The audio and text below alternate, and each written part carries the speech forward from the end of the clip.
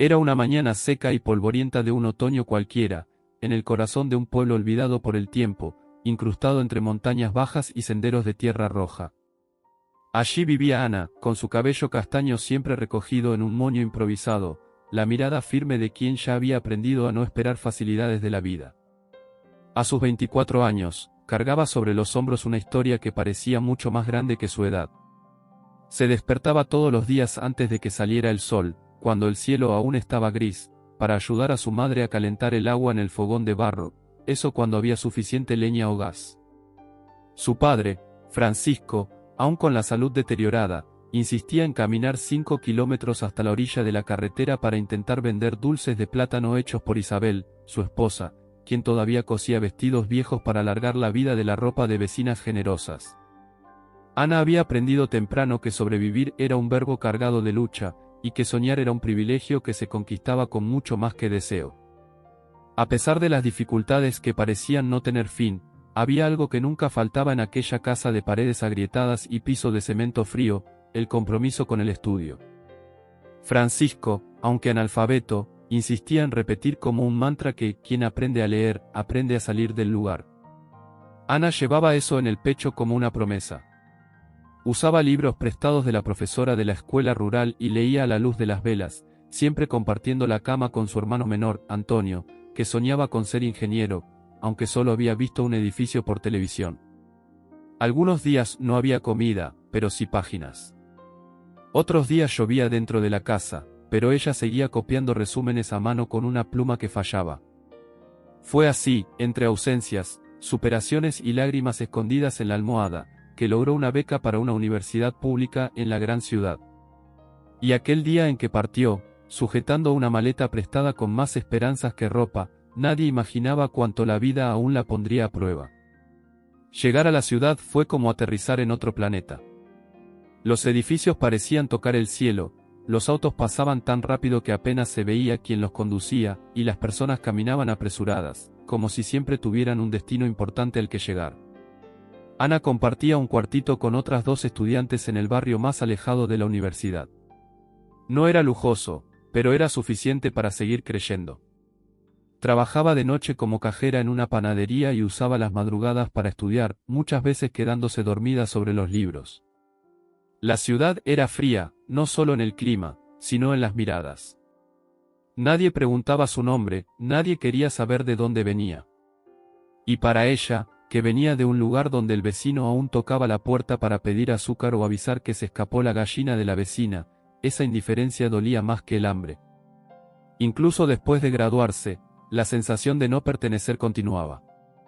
Ana consiguió un empleo como cajera en un mercado de barrio, donde los clientes la trataban con esa educación forzada de quien cree estar haciendo un favor. Cuando contaba que tenía título universitario, algunos se reían con desprecio, otros simplemente ignoraban, como si no importara. El uniforme, la placa con su nombre impreso y la sonrisa automática se convirtieron en su armadura.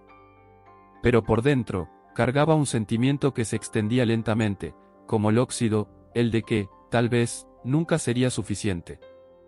Por la noche, se acostaba en el colchón delgado que compró en 10 cuotas y se preguntaba si algún día realmente saldría de la condición que tanto luchó por dejar atrás.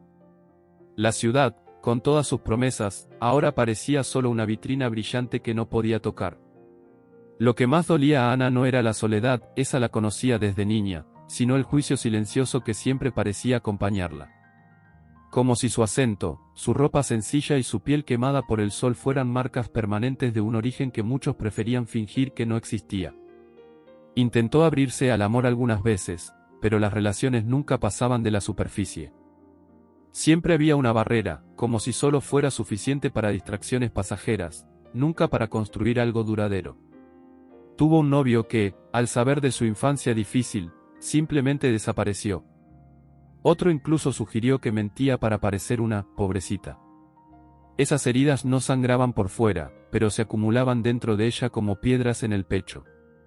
A pesar de eso, había un lugar donde Ana encontraba alivio, en las llamadas semanales con su madre, en los mensajes cortos de su hermano y en los recuerdos de un tiempo en que, incluso sin nada, el amor llenaba los vacíos. Antonio, ahora con 16 años, era la motivación que la mantenía en pie. Él aún estudiaba, aún soñaba, y ella se esforzaba por enviar parte del salario para ayudar en casa. Pero nada la preparó para la llamada que recibió un miércoles gris, mientras organizaba las monedas de la caja. Su madre lloraba al otro lado de la línea, intentando mantener la voz firme, pero sin poder ocultar la gravedad. Francisco, su padre, se había desmayado mientras vendía dulces en la calle. En el hospital de la ciudad, descubrieron que tenía una obstrucción cardíaca grave y necesitaría una cirugía urgente y costosa. Una cirugía que ninguna de las monedas que Ana organizaba podría pagar. El domingo siguiente, Ana tomó el autobús de las 5 a.m. hacia el pueblo. Llegó aún por la mañana, con los pies adoloridos y el estómago revuelto más por la ansiedad que por el hambre. Encontró a su padre más delgado, el rostro pálido, pero aún intentando sonreír para no preocuparla. Isabel la recibió con el abrazo tembloroso de quien carga un peso demasiado grande. Fue durante el almuerzo, entre el olor a arroz con huevo y demasiado silencio en la mesa, que surgió la conversación. Al principio, de forma vacilante. Luego, con la voz entrecortada de la madre. Había un hombre interesado en ayudar, pero con una condición. Ana se extrañó, y su madre tuvo que respirar hondo antes de decirlo: él quería casarse con ella. Su nombre era señor Javier. Tenía 60 años, era viudo, y prometía saldar las deudas de la cirugía, ayudar a Antonio con los estudios y además garantizar una vida más estable para todos. Ana se rió, pensando que era una broma. Pero nadie en la mesa sonreía. Esa noche, Ana no durmió. Se quedó mirando el techo de madera, escuchando el sonido de los grillos y del viento golpeando una teja suelta. Pensaba en la palabra sacrificio, y le parecía enorme, con bordes afilados. Pensó en su padre, que siempre repetía que la educación era la única forma de escapar de la pobreza. Pensó en su madre, que parecía haber envejecido 10 años en los últimos 2. Pensó en Antonio, con los ojos llenos de esperanza y la mochila remendada a la espalda. Pensó en ella, en los sueños que llevaba consigo desde niña, el amor verdadero, la libertad, una vida construida con decisiones y no con imposiciones. Pero ahora, parecía que la vida cobraba un precio. Un precio alto, silencioso e injusto. Y, aún con el corazón hecho pedazos, ella respondió, sí, a la mañana siguiente, con voz baja y mirada distante, como quien entrega algo que nunca debería perderse. La boda fue sencilla, casi fría. Un registro civil en el centro de la ciudad, 2 testigos contratados por el abogado del tal señor Javier, y un anillo que parecía pesar más que cualquier metal. Ana vestía un vestido prestado, blanco pero sin brillo, una metáfora perfecta de lo que sentía por dentro. El hombre que conoció en la víspera de la firma era exactamente como lo habían descrito: cabello canoso bien peinado, voz baja, educado, pero sin rastro de afecto. Habló poco, y ella aún menos. No hubo fiesta, ni fotos con sonrisas forzadas. Solo un almuerzo formal en una casa grande y silenciosa, donde se dio cuenta de que todo a su alrededor olía a dinero, menos ella. Y por primera vez, no sintió vergüenza por eso, sino un dolor que no sabía cómo nombrar. Cuando entró en la habitación reservada para la noche de bodas, respiró hondo y cerró los ojos, como quien se prepara para una zambullida en agua helada. Pero lo que sucedió después fue tan absurdo que por un instante Ana pensó que estaba soñando, o volviéndose loca. Al abrir los ojos, quien estaba allí no era el hombre mayor. Era alguien completamente diferente, un joven, no mayor que ella, con ojos intensos y una sonrisa tranquila. Se presentó como Javier. El verdadero Javier. Y lo que vino después fue aún más surrealista. El hombre mayor era solo un disfraz. Una puesta en escena. El abuelo de Javier, que en efecto había existido, había muerto hacía poco tiempo. Pero antes de eso, le contó a Javier sobre una joven que, años atrás, le ofreció ayuda en una situación de necesidad, sin saber quién era. Aquello lo marcó. Su último pedido al nieto fue que encontrara a alguien con un corazón puro. Javier, desconfiado de las intenciones de las personas a su alrededor, decidió poner a Ana a prueba, y para eso, fingió ser el anciano que ella tendría que aceptar por compasión. Ahora, parado frente a ella, sin máscaras, le decía: pasaste la prueba. Y quiero contarte todo. Ana permaneció inmóvil por unos segundos, como si su cuerpo se hubiera congelado ante lo improbable. Intentaba organizar los pensamientos, pero era como intentar juntar hojas secas en medio de un vendaval. Javier siguió hablando con calma, explicando que, tras la muerte del abuelo, encontró entre sus pertenencias un cuaderno de notas antiguas. En él estaba el nombre de Ana, garabateado junto a una pequeña descripción: chica de alma limpia, ojos tristes y gesto raro. Era una referencia a un día común, años atrás, en que Ana había encontrado a un señor sentado al borde del camino, con una de las sandalias rotas. Ella volvía de la escuela, con hambre y cansancio en el rostro, pero aún así ofreció parte de su merienda y cosió la sandalia del hombre con hilo que llevaba en la mochila de su madre. Ni siquiera recordaba bien ese día. Pero él jamás lo olvidó. Javier, conmovido por el deseo del abuelo y por la historia que leyó, decidió seguir su instinto. Creó el disfraz, preparó todo el escenario, contrató actores y abogados para que pareciera legítimo. No quería una mujer interesada en su fortuna o apariencia, quería a alguien capaz de elegirla con pasión, incluso ante el sacrificio. Pudiste haber dicho que no. Pudiste haber huido. Pero elegiste a tu familia, elegiste cuidar. Y eso dice todo sobre quién eres, dijo, mirándola a los ojos, mientras Ana apenas podía contener las lágrimas. Era demasiada información a la vez. Vergüenza, alivio, rabia, incredulidad, todo se mezclaba. No sabía si gritar o llorar. En el fondo, aún intentaba entender si todo aquello era real. Pero una parte de ella, muy en el fondo, sintió algo que no sentía desde hacía mucho tiempo: dignidad. Fue solo en aquella madrugada silenciosa, mientras Javier dormía en el sofá del otro cuarto, por respeto al torbellino que ella estaba viviendo, que Ana se permitió recordar con claridad aquel día. Hacía mucho calor y ella volvía caminando de la escuela, con el estómago gruñendo y la sandalia rota. Fue entonces cuando vio al anciano sentado al borde del camino, con los pies descalzos y la mirada cansada. Mucha gente pasaba a su lado sin mirar, como si fuera parte del paisaje. Pero Ana no pudo. Había algo en sus ojos que le recordaba a los de su padre en los días difíciles. Se sentó a su lado, sin prisa, compartió su pedazo de pan con guayaba y se quedó allí, conversando como si fuera un viejo conocido. Cosió la sandalia del hombre con hilo de costura que llevaba en su mochila para arreglar su propia ropa. Luego se despidió, sin pedir nada. No sabía quién era. Ni imaginaba que aquel gesto, tan pequeño, se convertiría en un puente hacia algo tan grande. El abuelo de Javier, que en esa época hacía cuestión de caminar solo de vez en cuando para sentir la vida de verdad, como él decía, anotó el nombre de Ana en un cuadernito de cuero que llevaba en el bolsillo del saco. Cuando regresó a casa, le contó la historia a su nieto con los ojos húmedos.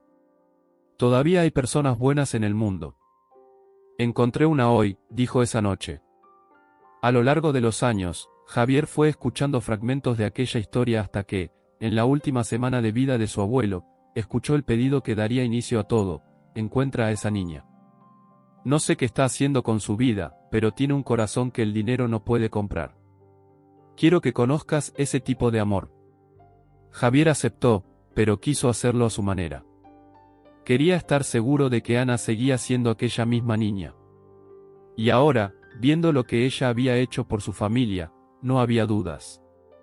Ella era, quizás, incluso más fuerte y noble de lo que su abuelo alguna vez imaginó. A la mañana siguiente, Ana despertó con el rostro hinchado de tanto llorar, pero había algo distinto en el aire. Tal vez era el olor a café recién hecho que venía de la cocina o el silencio respetuoso de la casa. Javier estaba sentado a la mesa, aún en pijama, con la mirada baja y una taza entre las manos. Cuando ella entró, él se levantó rápidamente, como si no supiera exactamente cómo actuar. ¿Podemos hablar?, preguntó, con un cuidado en la voz que le hizo bajar la guardia.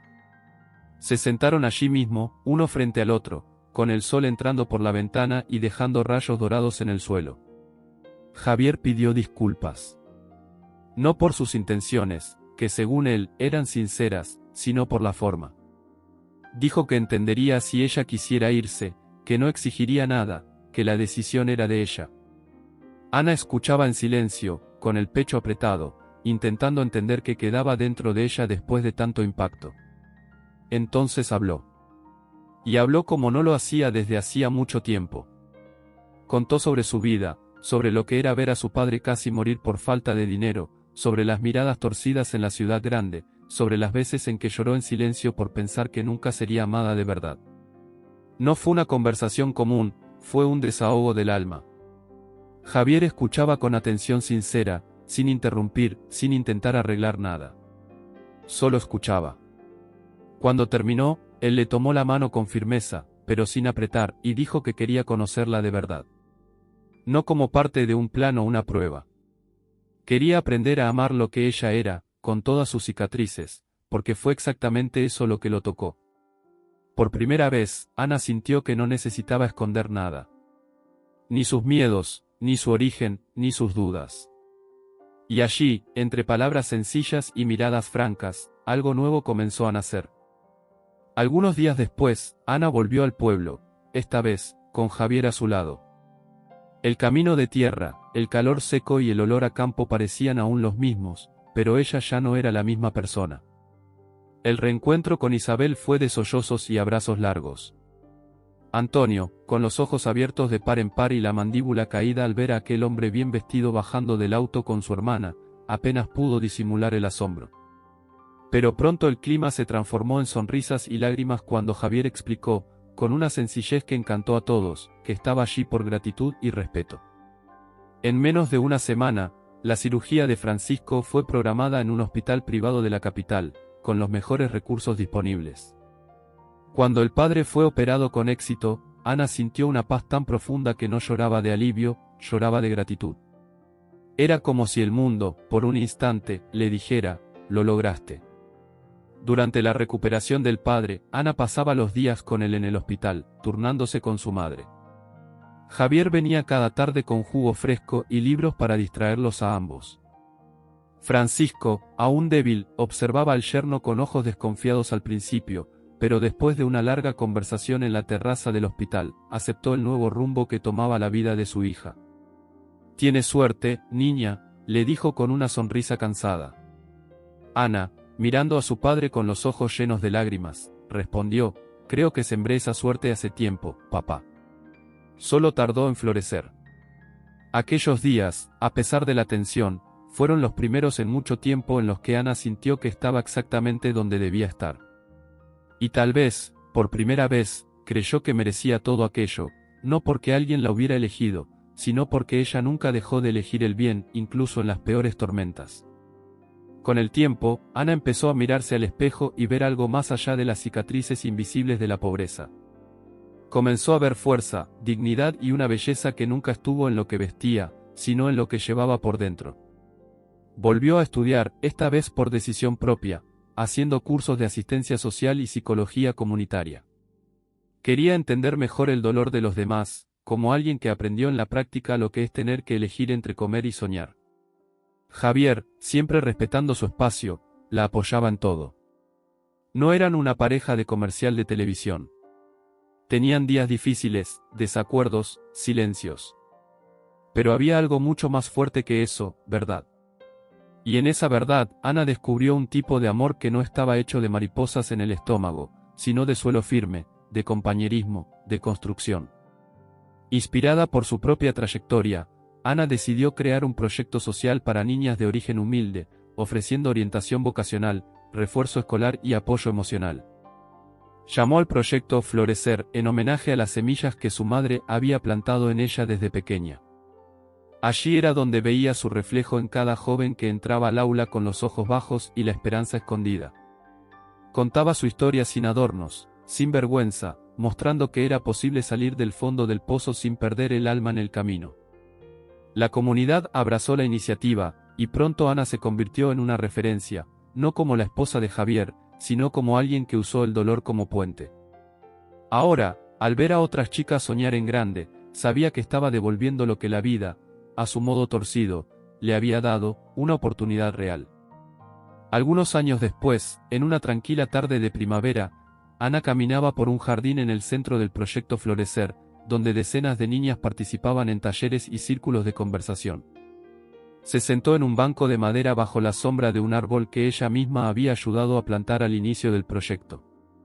Observaba todo con una sonrisa discreta, el tipo de sonrisa de quien sabe que no llegó allí por suerte, sino por resistencia. A su lado, Javier leía un libro, distraído, como siempre hacía cuando no quería interrumpir sus pensamientos.